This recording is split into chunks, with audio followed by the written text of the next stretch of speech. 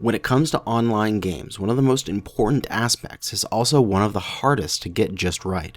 Without a fine balance, the matchmaking system can be a focus of many players' frustration. However, achieving this balance while also maintaining player choice can be extremely difficult. These are my thoughts on the current matchmaker and what I would change. First, let's go over how the current system works.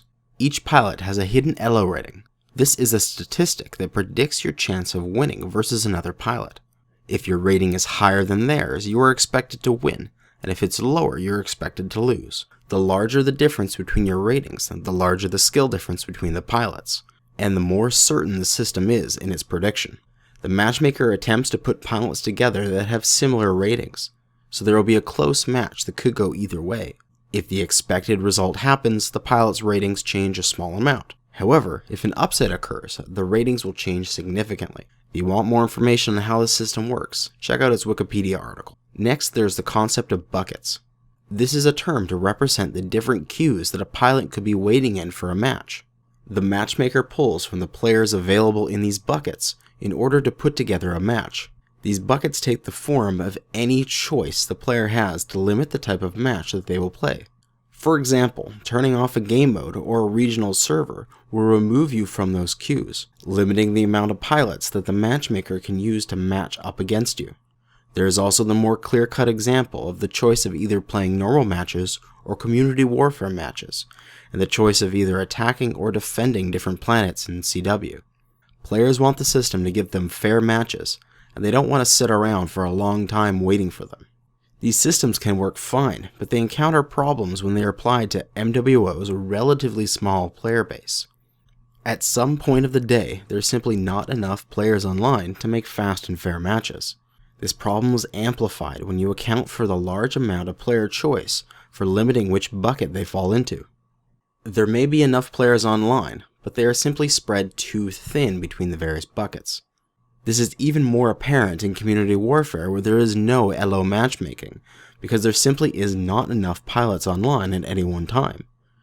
There are two main ways we can go about remedying this problem: either increase the amount of players, or decrease the scope of player choice. The first sounds like the most straightforward one. If there are simply more players in each of the individual buckets, there would be enough for the matchmaker to work, and this wouldn't be a problem. However, MechWarrior is a fairly niche game. I don't think it will ever have the mass appeal of games like League of Legends or Dota 2, with their hundreds of thousands of concurrent players.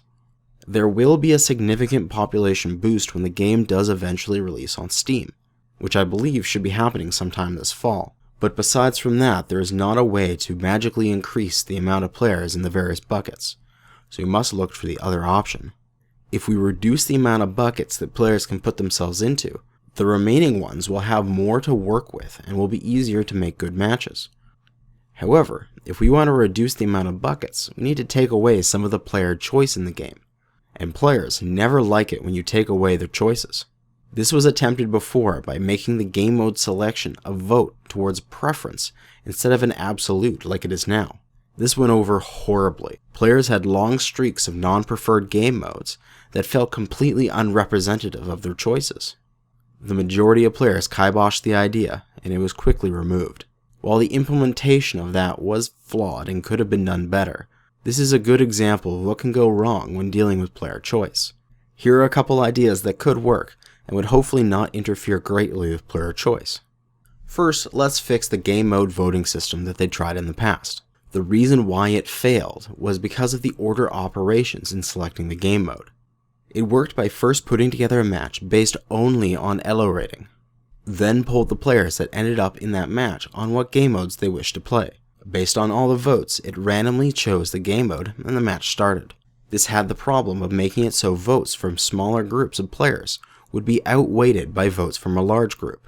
In the forum post that explained this system, there was an example match which had a group of 4 players wanting skirmish and assault, 8 players with assault and conquest, and 12 players with conquest only. This resulted in a 13% chance for skirmish, 34% for assault, and 53% for conquest.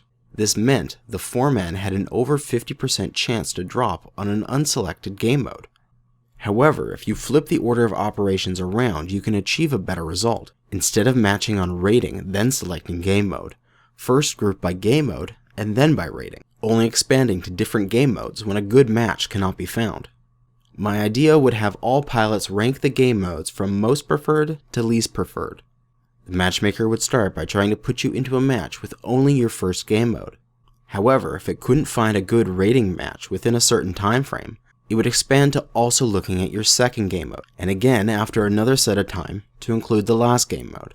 The important part here is that it would only place you in your least preferred game mode if it had first exhausted all other options.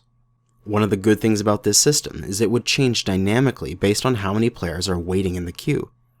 If there are tons of players, it would act almost identically to the current system of absolutes, as it would have lots of pilots to choose from. It simply gives the system a release valve during the off hours in order to make closer matches. If you want a more detailed explanation of this system, I did a write-up on Reddit showing the matchmaking logic. Link is in the description. While you could do a similar thing for the different regional servers, I feel that the ability to choose your ping is much more important than game modes. I would leave the servers as absolute choices. Next, we can look at community warfare, which has a very low population and a much more apparent problem: far too many planets in contention at once. Logging in on my alt account, there are 13 planets to defend and 4 planets to attack. This needs to be greatly reduced in order to concentrate the remaining pilots on a few high-action worlds. This worked well during the Tukid event, where there was only one contested planet. While that's a bit extreme, I have an idea to drop the amount of contested planets down for each faction to only 3 or 4, and it would also give the feeling of tug of war that is not present currently.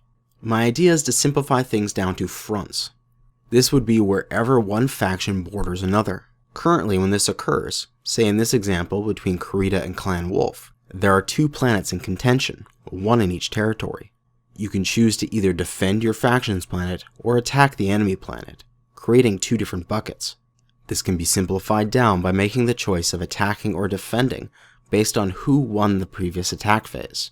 For example, let's say in the last attack phase, Clan Wolf was successful in taking a planet. That planet would swap to Clan Wolf, and the next Kurita planet would be available for attacking.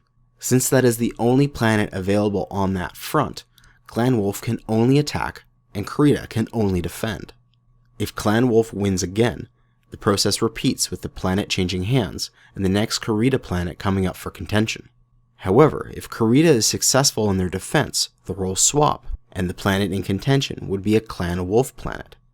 If Kurita continues to win like Clan Wolf did before, they will continue to take planets until Clan Wolf is able to successfully mount a defense.